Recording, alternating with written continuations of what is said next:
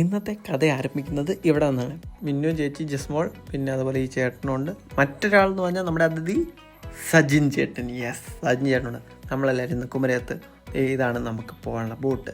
നമ്മളൊരു ബോട്ട് റെൻറ്റിനെടുത്തിട്ട് നമ്മൾ just food കഴിക്കാൻ വേണ്ടി പോവുകയാണ്.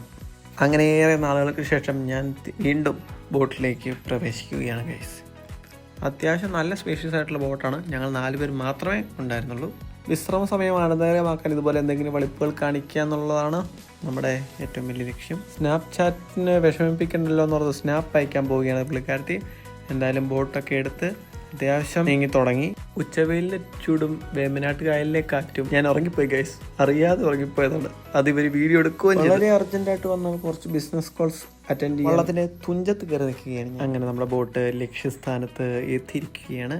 എന്തായാലും ഇനിയുള്ള ലക്ഷ്യം ഫുഡ് കഴിക്കുക എന്നുള്ളതാണ്. വയറ് തള്ളക്കി വിളിച്ച് തുടങ്ങിയതിനാൽ തന്നെ അധികം ദീർഘിപ്പിക്കുന്നില്ല, നേരെ ഫുഡ് കഴിക്കാം. ഇവിടെ എന്തായാലും കയറിയപ്പോഴേ അടിച്ച് തുടങ്ങി. വേറെ നല്ല പെപ്സിയാണ്. കാത്തിരിപ്പിന് വിരാമമിട്ട് ഏറ്റവും പെട്ടെന്ന് തന്നെ കറികളും ചോറും എല്ലാം എത്തിയിട്ടുണ്ട്. ചിക്കൻ കറി, ബീഫ്, മീൻ കറികൾ പലവിധ. കറച്ചി, കരിമീന്, മീൻപൊടി, ഫ്രൈ, ചെമ്മീൻ കറി, ബീഫ് കറി, അങ്ങനെ എന്തൊക്കെയോ കറികളുണ്ട്. വിശപ്പാണ് രുചി, അതുകൊണ്ട് തന്നെ എല്ലാത്തിനും ഭയങ്കര ടേസ്റ്റ് ആയിരുന്നു. വളരെ ആസ്വദിച്ച് നമ്മളെല്ലാവരും ഫുഡ് കഴിച്ചോടെ ഇറങ്ങി.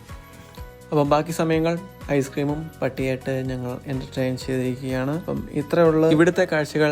That's all for today. Bye guys.